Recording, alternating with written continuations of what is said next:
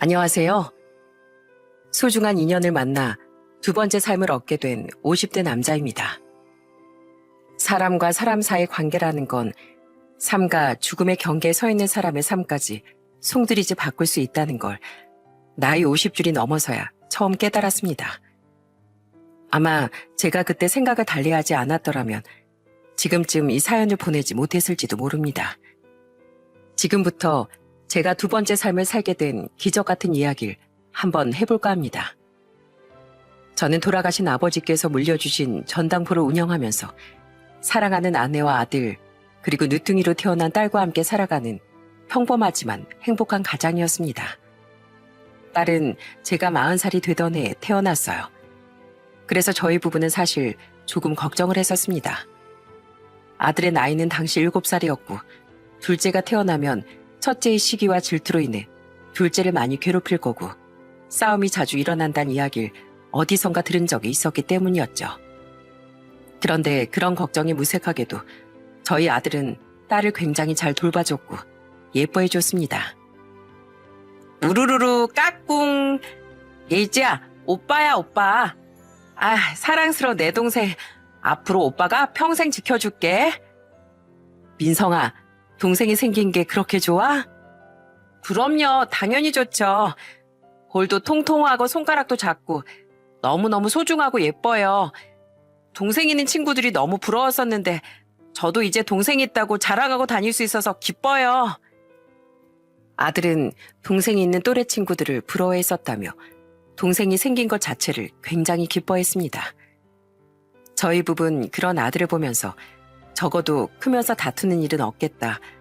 아들이 딸의 존재를 너무 긍정적으로 받아들여서 다행이라는 생각을 했고 또 듬직한 오빠가 되어줄 수 있겠구나 하는 생각에 흐뭇하기도 했어요. 이렇게 저희 아들은 참 마음이 따뜻한 아이로 성장했습니다. 한창 친구들과 어울려 뛰어놀 나이임에도 불구하고 집에서 아이를 돌보고 있는 아내가 힘들까 학교를 마치고 나면 곧장 집으로 달려와 동생은 자기가 돌볼 테니 엄마는 쉬라고 하던 아이였죠. 아내는 잠자리에 들 때마다 제게 이런 이야기를 했습니다. 세상 어디에도 우리 민성이 같은 애는 없을 거야. 민성이 나이 땐 학교 마치고 오락실도 가고 싶어하고 친구들이랑 운동장 뛰어다니면서 축구도 하고 싶어할 나이인데 엄마 힘들까봐 마치자마자 바로 달려와서 동생 돌봐주고 놀아주고 내 아들이지만 진짜 잘 키웠어. 맞아. 다른 집 아이들은 서로 못 잡아먹어 안달이라던데 우리 애들은 나중에 크고 나서도 서로 의지하면서 잘 지낼 수 있을 것 같아서 마음이 놓여. 게다가 아들은 따뜻한 마음씨만큼이나 장래 희망도 따뜻한 아이였습니다. 한날은 저희 부부가 아들에게 너는 나중에 커서 뭐가 되고 싶냐고 물어본 적이 있었는데요. 아들은 한치의 고민도 하지 않고 이렇게 이야기했습니다. 전 나중에 세계 빈민국을 돌아다니면서 아픈 사람들을 치료해주는 의사가 되는 게 꿈이에요. 학교에서 배웠는데 아프리카 같은 곳은 돈이 없어서 사람들이 아파도 치료를 못 받는 경우가 많대요. 그래서 그 말 듣고 난 나중에 커서 꼭 가난한 사람들을 위한 의사가 되어야겠다 이렇게 생각했어요. 아이고, 우리 민성이 굉장히 기특한 꿈을 가지고 있는걸? 그래, 우리 아들은 공부도 잘하고 또 마음씨도 따뜻하니까 충분히 그런 의사가 될 수 있을 거야. 생각하는 것도 어른스럽고 마음도 정말 따뜻했던 아들은 외고까지 진학을 할 정도로 공부도 참 잘하는 아이였습니다.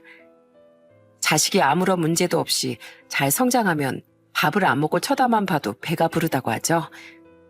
아들은 저희 부부에게 그렇게 듬직하고 또 소중한 아이였습니다. 이렇게 행복한 삶을 살고 있던 저희 가족에게 불행이 찾아온 건 아들이 18이 되던 해였습니다. 아들은 그해 여름 친구들과 더위를 식히러 계곡에 놀러를 갔었어요. 하필 그 전주가 장마였기에 수위가 조금 높아졌고 물살이 세졌다고 해서 아내가 걱정을 했었지만 아들은 정말 아무렇지 않게 웃으며 아내를 안심시켰습니다. 엄마, 깊게 안 들어갈 테니까 너무 걱정하지 마세요. 조심해서 잘 놀다 올게요. 그래 아들, 계곡에 물살이 좀 세다고 하니까 친구들이랑 조심해서 놀아야 돼. 그때까지만 해도 아들이 친구들과 안전하게 잘 놀고 돌아오겠지 하는 생각을 했었어요. 그리고 몇 시간 후 함께 놀러 갔던 아들의 친구로부터 믿을 수 없는 전화 한 통을 받게 됐습니다. 아저씨, 민성이가요. 민성이가 계곡에 빠진 친구 구하러 들어갔다가 같이 물에 빠져서 나오질 못해가지고 지금 병원에 실려갔어요. 뭐? 지금 무슨 소리를 하는 거야? 민성이가 물에 빠져서 사고가 났다는 거야? 네, 방금 119 구급대 아저씨들이 민성이랑 친구랑 같이 싣고 갔어요. 아저씨들 말로는 여기 계곡 근처에 있는 대학병원으로 간다고 했어요. 그날이 주말이었기에 집에서 쉬고 있었던 전 아내에게도 이 소식을 전한 후 급히 나갈 채비를 했습니다. 그리고 주말에도 학원에 가 있는 딸에게 문자를 남겨놓은 뒤 집을 나가려는데 모르는 번호로 전화 한 통이 걸려오더군요. 강민성 씨 보호자 되십니까? 예. 제가 민성이 아빠 되는 사람입니다. 저희 민성이 괜찮나요? 강민성 환자분 오후 4시 40분경 사망하셨습니다. 빨리 병원으로 와주셔야 할 것 같아요. 그 소식을 듣자마자 저는 다리에 힘이 풀려 바닥으로 주저앉고 말았습니다. 하늘이 너무도 원망스러웠어요. 나쁜 짓을 일삼고 다니는 사람들이나 데리고 갈 것이지. 어떻게 죄 한 번 안 짓고 바르게만 살아온 아직 꽃도 다 피우지 못한 아들을 데리고 간 건지. 누구라도 붙잡고 억울하지 않겠냐고 묻고만 싶은 심정이었습니다. 아들은 그렇게 18살 원하던 꿈도 이루지 못한 채로 세상을 떠나고 말았어요. 나중에 알게 된 사실이지만 아들과 함께 물에 빠졌던 그 친구도 안타깝게 세상을 떠났다고 하더군요. 아들의 장례식에는 아들의 친구들부터 시작해 담임 선생님까지 정말 많은 사람들이 와 슬픔을 나눴고 아내는 목이 갈라질 때까지 통곡을 하다 까무러치길 반복했습니다. 우리 아들이 대체 무슨 죄를 지어서 이렇게 빨리 데리고 가는 건데 세상에 못된 짓 하고 돌아다니는 사람들이 얼마나 많은데 어떻게 우리 아들을 데리고 갈 수가 있느냐고. 우리 아들은 아직 제대로 꽃도 한 번 못 피워봤는데 억울해서 어떻게 눈을 감아. 민성아, 엄마 너 못 보낸다. 절대로 못 보내. 생떼 같은 내 아들. 그리고 11살이었던 딸은 소리 없이 아들의 영정사진을 바라보면서 눈물을 흘릴 뿐이었어요. 딸에겐 정말 좋은 오빠이자 저희 부부에겐 누구보다 최고였던 아들은 그렇게 18살이란 나이에 손을 뻗어도 닿지 못할 곳으로 영원히 떠나버리고 말았습니다. 아들이 떠난 후 저희는 다시 일상으로 돌아왔습니다. 솔직하게 말하면 살아도 사는 것 같지 않았지만 그래도 먹여 살려야 할 아내와 딸이 있었기에 스스로 괜찮다고 충분히 견뎌낼 수 있다고 시간이 지나면 나아질 거라 생각하면서 열심히 이를 악물고 일을 해나갔습니다. 하지만 아들에 대한 그리움은 쉽게 떨쳐내지 못했습니다. 항상 웃음이 가득했던 우리 집안은 초상집으로 변했고 하루하루 우울한 나날들을 보냈습니다. 아빠, 살려주세요. 제발 살려주세요. 이렇게 밤마다 꿈에서 아들을 절규하는 목소리가 들렸고 약을 먹지 않고선 하루하루를 버텨나가기가 힘들었어요. 아내 또한 마찬가지였습니다. 저는 꾸역꾸역 전당포를 운영하면서 어떻게든 남은 가족을 위해 살아가려고 노력했어요. 그리고 한 가지 깨달은 게 있었습니다. 전당포엔 저처럼 정말 많은 사연을 가진 사람들이 찾아오셨다는 거죠. 사장님, 이거 우리 손주 돌반지인데 이 정도면 얼마나 가능하겠어요? 돌반지 맡기시라고요? 다른 물건 있으시면 그걸 맡기시지 그러세요. 돌반지면 정말 소중한 물건일 텐데. 나도 그러고 싶은데 우리 집에 그나마 값을 매길 수 있는 게 이것뿐이라 지금 우리 딸이 많이 아파서 병원비를 조금이라도 보태고 싶어서 그럽니다. 이런 안타까운 사연을 가지고 오시는 분들이 계시는 반면 얼굴에 철판을 100장은 깐 것 같은 사람들이 찾아와 낯빛 하나 안 바꾸고 거짓말을 치기도 했습니다. 사장님, 이거 순금 한 돈짜리 팔찌거든요. 이걸 75만 원 주고 샀는데 여기다가 맡기면 최대 얼마까지 받을 수 있어요? 급하니까 빨리요. 손님, 죄송하지만 이거 순금이 아닌 것 같은데요. 제가 이 일만 지금 몇 년째 하고 있는데 한눈에 보면 진짜인지 아닌지 나가 알 수 있습니다. 아니, 이 아저씨 웃기는 사람이네. 그럼 내가 뭐 거짓말이라도 했다는 거예요? 됐어요. 필요 없어. 안 맡기고 말지. 내놔요 그냥. 이렇게 각자의 사정을 가지고 찾아오는 전당포에서 그 할아버지를 만난 건 아들이 세상을 떠난 지 딱 1년이 되던 해 여름밤이었습니다.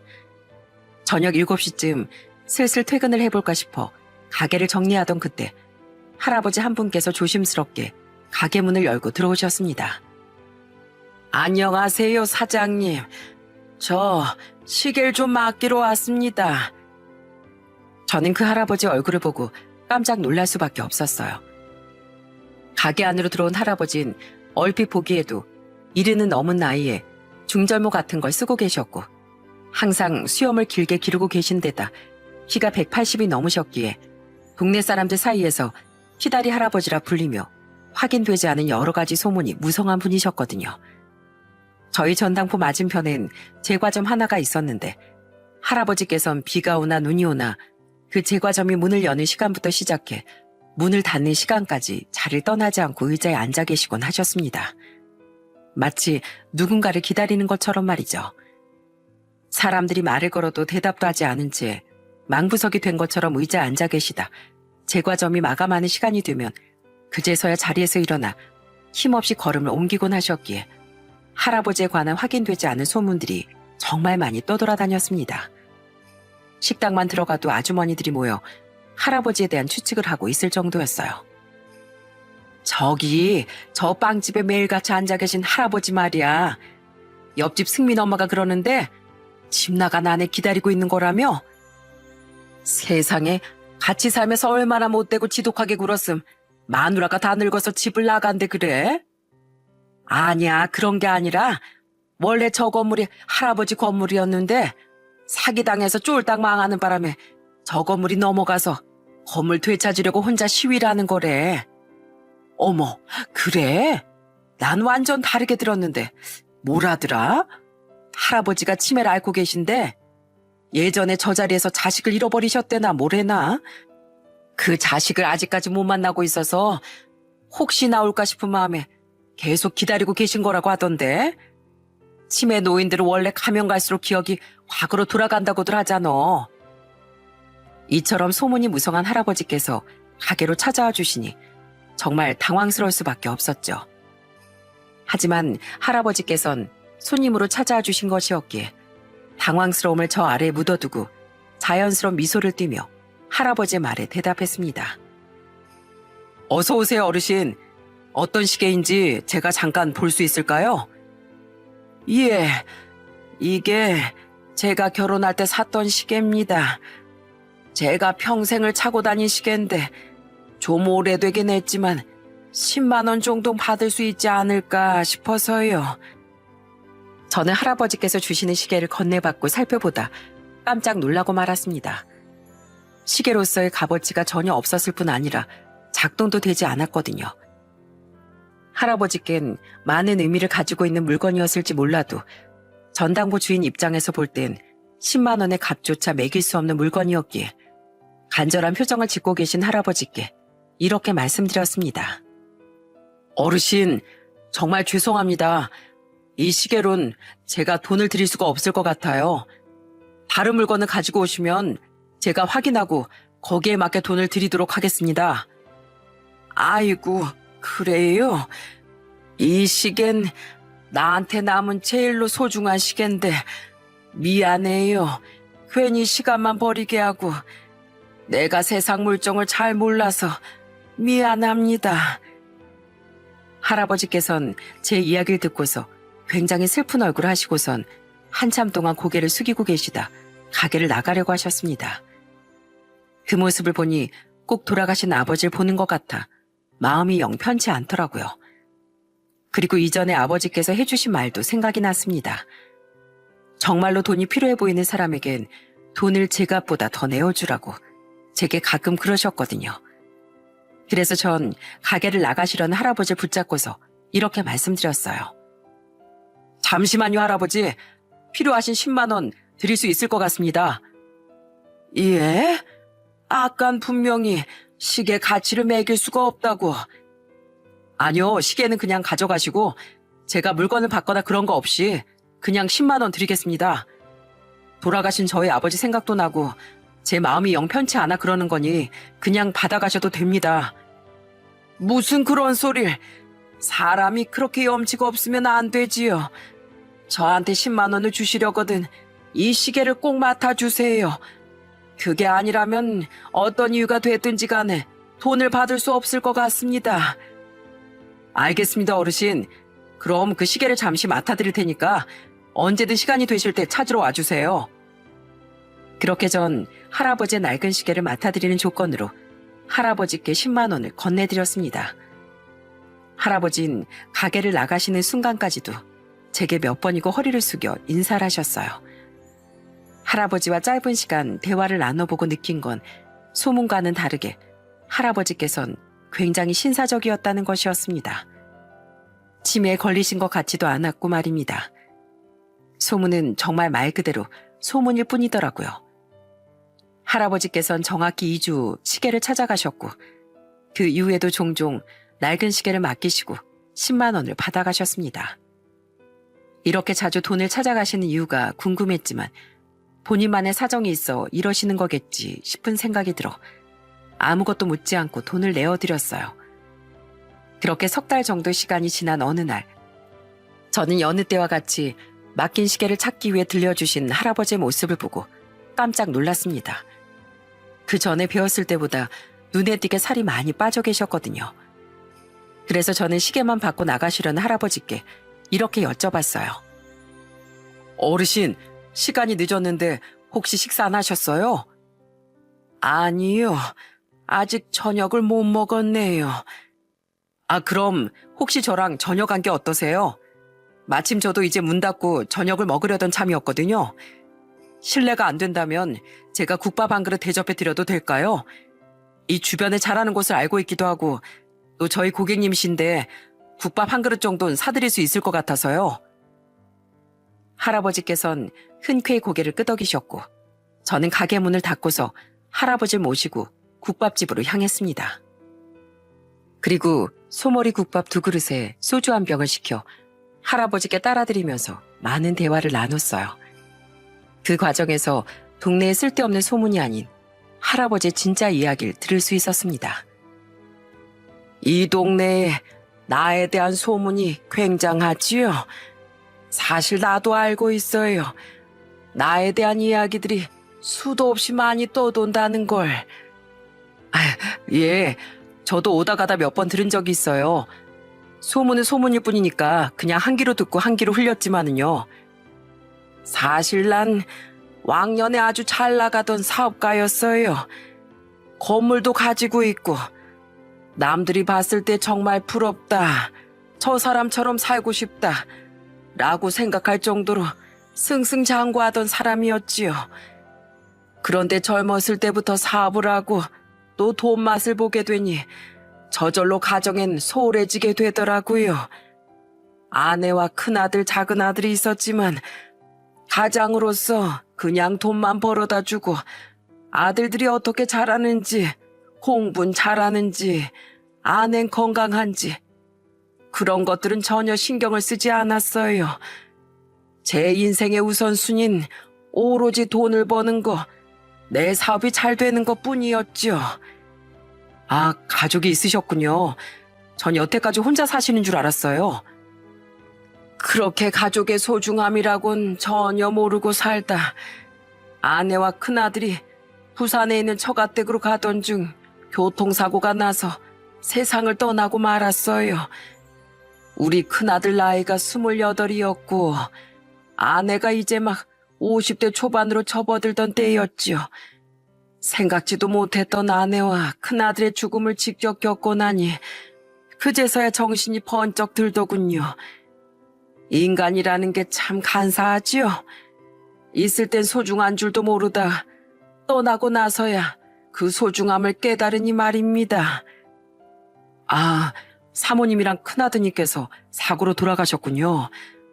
아니에요. 사람은 원래 그렇더라고요. 저 역시도 별다를 바 없는 사람인걸요. 그때 우리 작은 아들 나이가 26이었는데 내가 장례식장에서 그렇게 슬퍼하고 통곡을 하니 이렇게 소리를 지르더군요. 왜 이제 와서 슬퍼하는 척을 하냐고. 당신이 아버지 맞느냐고. 한 번이라도 어머니랑 우리 챙긴 적이 있느냐고. 초등학교부터 시작해서 고등학교까지 입학식은커녕 졸업식도 온 적이 없고, 우리가 어느 대학을 다니는지, 어머니가 생전에 어떤 음식을 좋아하셨는지, 잠은 잘 주무시는지, 가족에 대해 정말 사소한 거 하나라도 알고 있는 게 있느냐 소리를 지르는데 참 할 말이 없더군요. 자식들은 아내가 잘 키우겠지 하는 생각만 가지고서 단 한 번도 자식들을 따뜻하게 안아준 적이 없었거든요. 누구의 탓도 할 수 없는 안타까운 상황에 할아버지 이야기를 듣는 내내 마음이 먹먹해지는 것이 느껴졌습니다. 결국 할아버지께선 장례 이후 작은 아들과 연락이 끊기셨다고 하더군요. 근데 더 놀라웠던 건 할아버지께서 작은 아들의 결혼식까지 초대를 받지 못했다는 사실이었습니다. 결혼식을 하기 전에 상견례라는 걸 할 텐데 그때도 그럼 아무런 연락을 못 받으신 거네요. 작은 아드님이 결혼식 하셨다는 건 어떻게 하셨어요? 그렇지요. 난 작은 아들이 만나는 사람이 있는지도 몰랐으니까 나한테 말을 안 했어도 사촌들에겐 연락을 돌린 모양이더라고요. 내 아들의 결혼식을 친척을 통해 전해 듣는 아버지라니 그만큼 작은 아들은 나한테 맺힌 게 많았던 거예요. 사는 동안 돈을 버는 데만 급급해선 정작 가장 중요한 것들엔 관심조차 기울이지 않았던 벌을 그제서야 받은 것이었죠. 제가 가족들한테 그만큼 못했다는 걸 알고 있었기에 작은 아들을 원망할 수조차 없었어요. 작은 아들은 그렇게 저한테 완전히 등을 돌리게 됐고요. 모든 이야기를 들으니 저 또한 할아버지의 작은 아들에 대해 뭐라고 할 수가 없었습니다. 자라오는 동안 아버지에 대한 사랑을 조금도 받지 못한 것이 상처가 되어 곪고 곪아 터져버린 것 같다라는 생각이 들었거든요. 할아버지께선 감정이 확 올라오신 듯 잠시 말씀을 멈추셨다가 이내 이야기를 이어가셨습니다. 집안이 그렇게 된 것도 모자라 설상가상으로 잘 되던 사업도 내리막길을 걷다가 결국 부도가 나게 됐어요. 그러면서 가지고 있던 건물과 집까지 모두 경매에 넘어가고 졸지의 신용불량자가 되고 말았지요. 가족도 사업도 한순간에 모든 걸 다 잃어버리게 된 겁니다. 저 옆에 빵집이 있는 2층짜리 건물도 원래 내가 가지고 있던 건물이었어요. 내가 매일같이 빵집 앞에 있던 이유도 작은 아들이 혹시라도 마음을 바꾸고 돌아오지 않을까. 내가 가지고 있던 건물이라는 건 알고 있었으니까 정말 만에 하나라도 마음이 달라져 날 찾아오진 않을까 싶은 마음에 계속 거기에서 기다리고 있었던 거예요. 아, 그래서 매일같이 그 앞에 계셨던 거군요. 그럼 작은 아들 연락처도 모르시는 거예요? 결혼식도 불러주지 않았는데 연락처를 알고 있을 리가 있나. 아이고, 내가 술이 들어가니까 별 시덥지 않은 소리를 다 하네. 미안해요. 늙은이가 쓸데없는 말을 너무 많이 주절거렸죠? 아니에요, 어르신. 되려 어르신을 더 알게 돼서 좋은데요. 그동안 혼자서 많이 힘드셨을 텐데 저한테라도 이렇게 마음 터놓고 말씀해 주셔서 감사해요.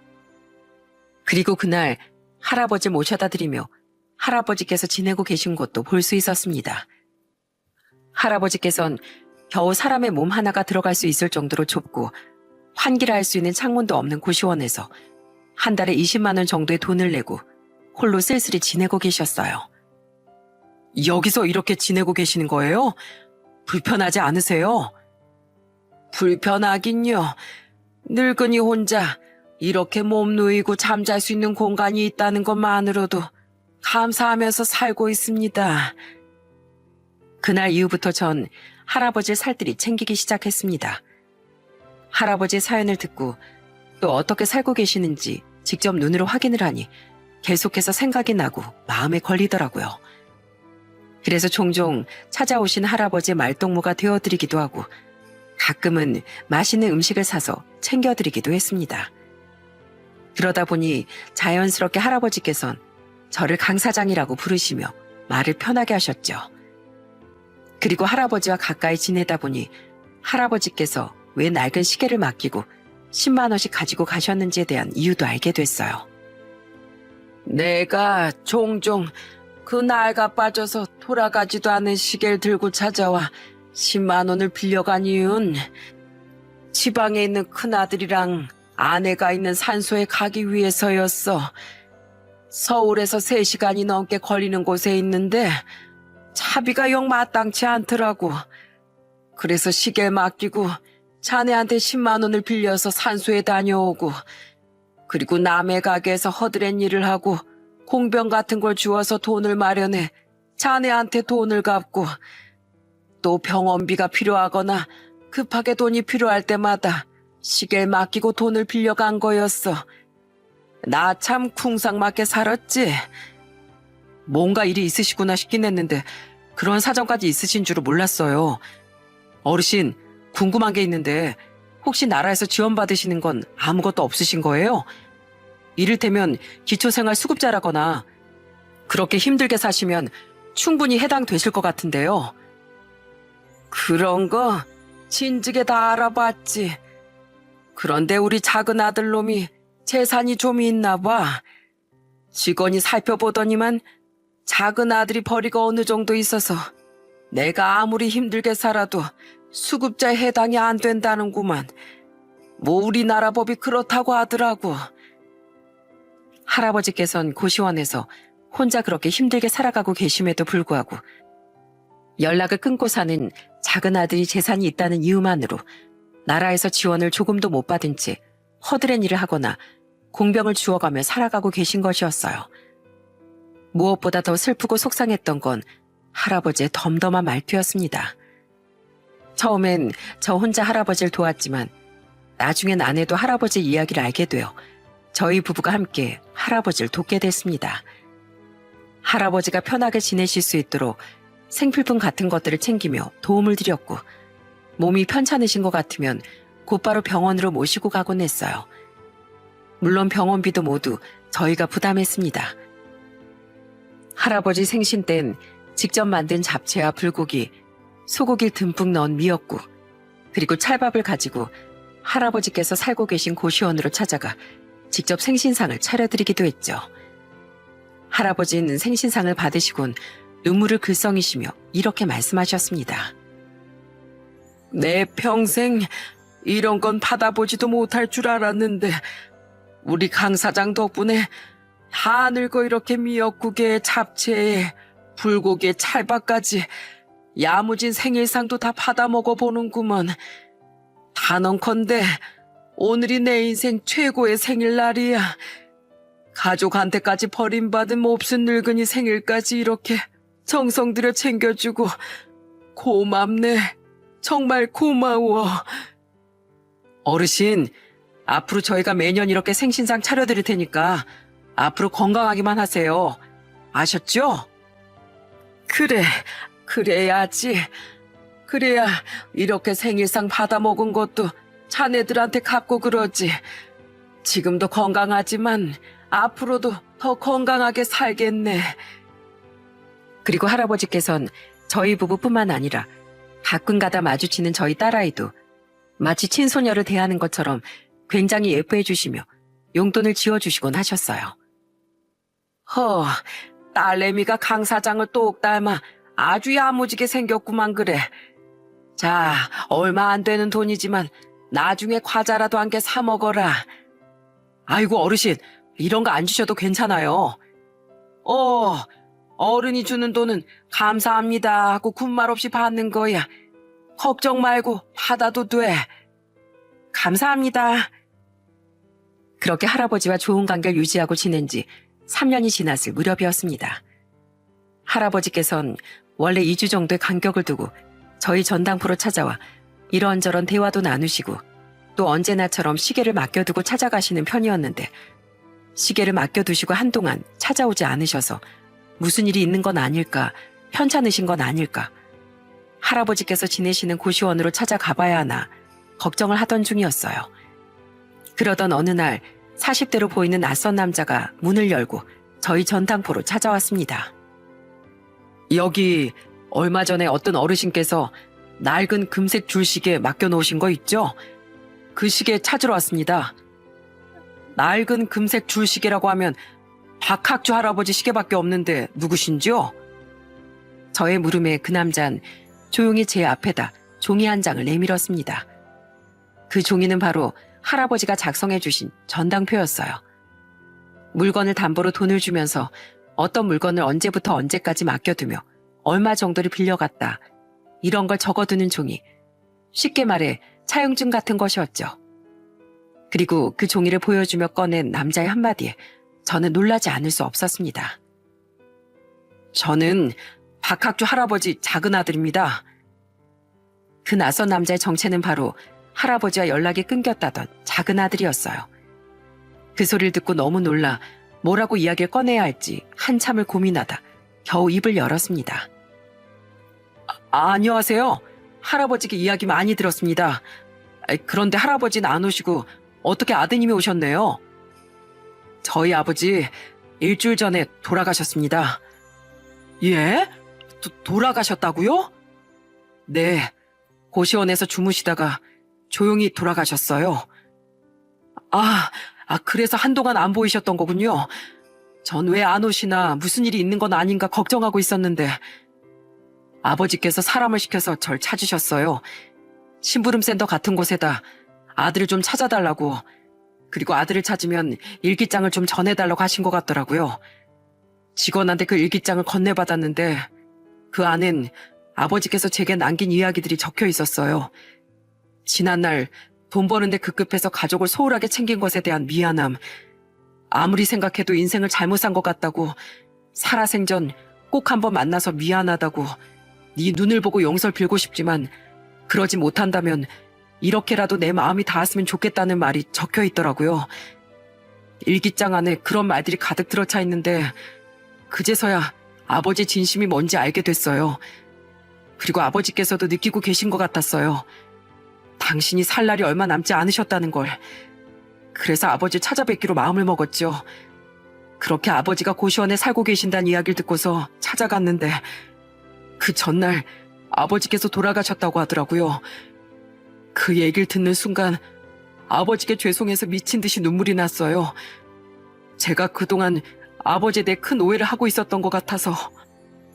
할아버지의 작은 아들은 이야기를 하는 내내 연신 눈물을 닦더니 할아버지께서 남기신 일기장을 건넸습니다.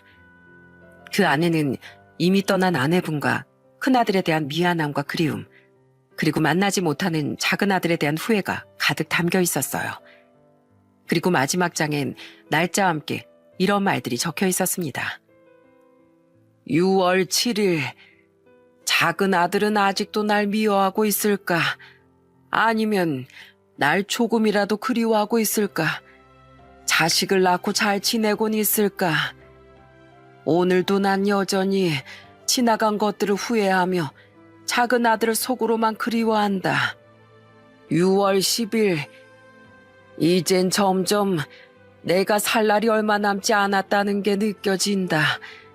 한 번도 사람을 시켜서 아들을 찾아보려는 생각은 하지 못했는데 이젠 사람을 시켜 아들을 찾아보려고 한다.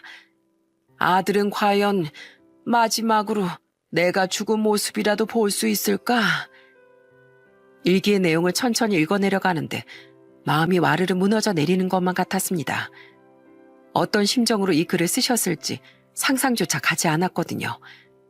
그리고 작은 아들은 제게 편지 한 장을 건넸습니다. 아버지 유품을 정리하러 고시원에 들렀다가 사장님께 남기는 편지도 있길래 들고 왔습니다. 할아버지께선 제게도 편지 한 장을 남기셨어요. 그 안엔 저 아내에 대한 고마움과 함께 죽어서도 은혜를 갚고 싶다는 말들이 빼곡히 적혀 있었어요. 이 편지 옆에 전당표가 있었습니다. 여기 주소가 다 나와 있어서 전당포에 시계를 맡긴 거랑 편지를 사장님께 남겼다는 걸 알고서 찾아왔어요. 제가 없는 동안 사장님께서 얼마나 저희 아버지를 살뜰히 아들처럼 챙겨주셨는지 그 일기장에 다 적혀 있더라고요. 아버지 생신날 미역국 끓여다 주신 거, 설엔 떡국을 끓여다 주시고 아버지한테 필요한 것들도 다 사다 주시고 병원비도 내주시고 하셨다고. 원래는 제가 했어야 했을 일들을 사장님께서 다 해주고 계셨다니 정말 감사합니다. 할아버지 작은 아들은 끝내 제 앞에서 어린아이처럼 오열을 하고 말았어요. 저는 말없이 휴지를 가져다 주며 그 감정이 조금이나마 추스러들길 기다렸습니다. 그리고 시간이 흘러 겨우 눈물을 닦고선 제게 이렇게 이야기를 꺼내더군요. 전 아버지가 너무 싫었어요. 어머니와 저희한테 눈길 한번 주지 않았고 오직 돈만 보고 살던 사람이었어요. 뭘 해도 전부 돈이었죠. 학교를 다닐 때도 서로 얼굴 한번 마주치면 그게 많이 보는 거였어요. 항상 보수적이었고 어머니에게도 함부로 말을 하기 일쑤였고 또 저희를 아들로 생각하지도 않는 것 같았어요. 전 그런 아버지가 정말 싫었는데 어머니랑 형이 죽고 난 뒤로부터 쌓여왔던 게 터져버려서 연락도 다 끊어버리고 연락처도 아예 바꿔버렸어요. 그리고 아버지께 말씀도 안 드리고 혼주 없는 결혼을 했지만 얼마 못 가 아내의 외도로 이혼을 하고 말았어요. 그래서 그 이후부터 지금까지 쭉 직장에 다니면서 재혼도 안 하고 혼자 살고 있고요. 나중에 아버지 일기장을 보다가 알게 된 사실인데 예전에 아버지께서 가지고 계셨던 건물의 빵집 앞에서 매일같이 제가 오진 않을까 기다리고 계셨다더라고요. 그걸 진작에 알았다면 좀 더 일찍 찾아뵙고 손을 잡고서 죄송하다고 말씀드릴 수 있었을 텐데. 할아버지께선 작은 아드님을 항상 보고 싶어 하셨어요. 지난날 조금이라도 잘해주지 못한 것에 대해 항상 미안해 하셨고요. 사실 심부름센터 시켜서 한번 찾아보라고 말씀해드린 것도 저였어요. 사람 찾는 데는 비용이 제법 들어갈 거라 생각해서 그 돈까지 전부 다 제가 해드렸고요. 그때 눈물을 흘리면서 정말 고맙다고 내가 이 돈은 꼭 갚겠다고 하시고 시계를 맡겨두고 가셨거든요. 그런데 그날 이후부터는 아예 오시지도 않고 빵집 앞에도 계시지 않아서 걱정했었는데 돌아가셨다니. 그래도 이렇게나마 찾아서 정말 다행이에요. 할아버지께서도 분명 하늘에서 아드님께 전하지 못했던 진심을 전할 수 있어서 이렇게나마 오해를 풀 수 있어서 좋아하고 계실 거예요. 그리고 작은 아들은 할아버지께서 은혜를 갚고 싶다는 말씀도 하셨고 또 본인이 없는 동안 할아버지를 정성껏 모신 것도 너무 감사하다며 이제부터 절 형님으로 모시고 싶다는 말을 했습니다. 그렇게 저흰 그날 이후부터 형님 동생하며 안부를 주고받는 사이가 됐어요. 형님, 오늘 시간 좀 괜찮으세요? 괜찮으시면 제가 밥 한 개 대접할까 싶은데 형님 어떤 거 좋아하세요? 밥 좋지. 난 비싼 거 안 좋아해. 우리 동네에 할아버지랑 자주 가던 국밥집이 있거든. 거기 어때? 할아버지께서 정말 좋아하셨던 곳이라 자네한테도 꼭 소개시켜주고 싶은데 자네 혹시 국밥 먹어본 적은 있나? 아이, 물론이죠 형님. 저 국밥 좋아합니다. 아, 그럼 제가 이따가 형님 계신 곳으로 가겠습니다. 이렇게 틈만 나면 연락을 해서 같이 식사를 하기도 했고 또 지난날의 이야기를 하기도 하면서 좋은 관계를 이어나갔답니다. 그로부터 2년이 지난 후 예상치 못한 큰 불행이 저희 가족을 덮치고 말았어요. 제게 간경화 말기라는 병이 찾아온 것이었죠. 건강검진을 하던 도중 발견했고 의사 선생님께서는 이렇게 말씀하셨습니다. 간경화 말기는 간이식이 유일한 치료 방법이에요. 가족이 이식을 해주는 방법 하나 혹은 가족이 일치하지 않을 경우엔 적합한 공여자가 나타나길 기다리는 거, 이게 유일한 방법입니다. 우선 미성년자인 따님의 경우엔 일치만 한다면 기증을 하실 수도 있긴 한데 본인 동의도 필요한 데다 가족 전체의 동의도 필요해서 절차가 아주 까다롭습니다. 아내분의 경우엔 그냥 검사만 진행해 보시면 되고요. 딸은 아직 어리고 위험하기도 했기 검사 자체를 부탁하고 싶지 않았습니다. 그래서 급한 대로 아내만 검사를 진행했지만 아내는 체구가 너무 작은 데다 과거에 간염을 진단받았던 기록이 있어 간을 이식하기의 조건이 적합하지 않은 상태라는 답변을 받았습니다. 결국 유일한 방법인 공여자가 나타나기 기다리는 수밖에 없었죠. 아직 어린 딸과 아내를 두고 눈을 감을 수 없었습니다. 간절히 살고 싶다는 생각을 하며 하루를 1년같이 살아가고 있을 무렵 동생이라 부르던 할아버지의 작은 아들에게서 전화가 걸려왔어요. 형님, 전당포로 찾아갔는데 문이 닫혀 있길래 다른 가게 들어가서 어디 가셨냐고 물어봤다가 이야기 전해 들었어요. 간경화 말기 진단받고 지금 병원에 계신다면서요? 왜 저한테 말씀 안 해주셨어요? 뭐 좋은 얘기라고 그걸 주저리 떠들고 다니겠어? 괜찮아. 그냥 간 이식만 받으면 된대. 우리 가족 중에 나한테 줄 수 있는 사람이 아무도 없어서 이식자가 나타나기만을 기다리고 있는 중이야. 걱정하지 말어. 다 잘 될 거니까. 형님, 왜 그 얘기를 이제 하신 거예요? 언제쯤 제대로 은혜를 갚을 날이 올까 하고 기다리고 있었는데 그게 바로 지금인 것 같네요. 가족이 조건이 안 맞는다고 하는데 제가 과연 조건이 될지 모르겠지만 그래도 저 검사를 한번 받아보겠습니다. 만약에 일치한다면 제가 이식을 해드리고 싶어요. 아니 이 사람아, 간 이식이 얼마나 힘든 건지 알고 그래? 가족끼리도 해주기 힘든 게 장기 이식해주는 거야. 형님께선 제가 없는 동안 저희 아버지 자식 노릇을 해주셨잖아요. 그것만 생각하면 지금도 눈물이 나는데 그까지 간 이식이 뭐 대수겠습니까? 전 괜찮습니다, 형님. 검사 받을 수 있게 해주세요. 저는 끝까지 만류했지만 그 고집을 꺾을 수는 없었습니다. 결국 동생은 정말로 검사를 받으러 왔고 정말 놀랍게도 거기서 기적 같은 일이 벌어지게 됐어요. 바로 할아버지의 작은 아들이 공여자 조건에 딱 맞아 떨어진 것이었죠. 혈액형 일치하고 기저질환 없으시고 간염 진단받은 적도 없으시고 지방간이나 간수지 정상에 바이러스성 질환 진단 기록도 없으세요. 간 이식 공여자로선 정말 더할 나위 없이 최적의 조건입니다. 희망자분께선 가능하다면 바로 이식을 원하시는데 이번 주에 바로 수술 진행해도 괜찮을까요? 난 선뜻 하겠다고 말을 못하겠어. 가족도 결정하기 어렵다는 이식 수술을 나랑 피 한 방울 안 섞인 자네가 괜히 자네 건강만 망칠까봐 걱정되기도 하고. 형님, 전 형님께 뭐든지 드릴 수 있습니다. 형님의 눈이 멀었다고 하면 제 각막을 떼드릴 수도 있고 신장병에 걸렸다고 하면 신장을 떼어드릴 수도 있어요. 그리고 무엇보다 형님이 낫기만을 기다리고 있는 형수님과 따님을 생각하셔야죠. 제가 살아생전 아버지께 단 한 번도 못했던 효도 늦게나마 형님에게라도 하고 싶습니다. 제발 받아주세요. 그 말을 듣고 저는 눈물을 참을 수가 없었습니다. 피가 섞인 혈육도 망설인다는 장기 이식을 동생은 직접 검사까지 받아가면서 해주려고 하는 모습이 고맙기도 하면서 미안하기도 하더라고요.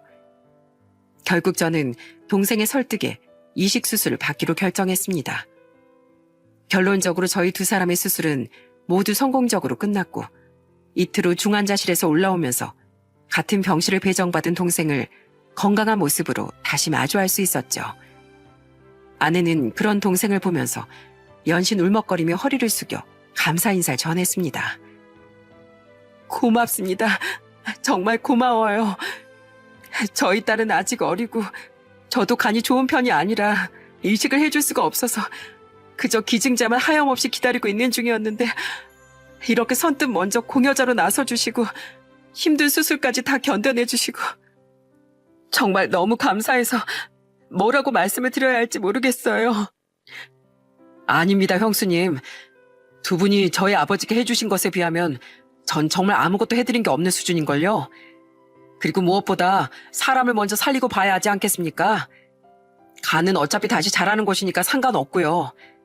형님만 건강해질 수 있다면 전 정말 뭐든 다 드릴 수 있어요. 간이든 쓸개든 심장이든 줄 수 있는 거라면 뭐든 다 드릴 작정이에요. 아이고 참 못하는 말이 없네. 그래도 정말 고마워. 내가 다시 살 수 있을까 다 놓으려고 했었는데 자네 덕분에 두 번째 삶을 살 수 있게 됐어. 내 평생 이 은혜는 죽을 때까지 잊지 않고 살아갈게. 간이식은 이식받은 그 이유가 더욱 중요하다는 말에 면역 억제제를 복용하면서 꾸준히 건강관리를 해준 덕분에 흔히 나타날 수 있는 부작용 없이 건강한 일상을 누릴 수 있었어요. 물론 동생도 마찬가지로 아무런 이상 없이 평범하게 회사를 다니면서 다를 바 없는 일상을 살아갔답니다. 그리고 거의 매일같이 전화가 와 제 귀에 딱지가 않도록 저의 건강을 챙기기도 했어요. 형님, 요즘 건강은 어떠세요? 뭐 불편하신 건 없고요? 설마 술 드시는 거 아니죠? 매일같이 운동도 하고 계시고요?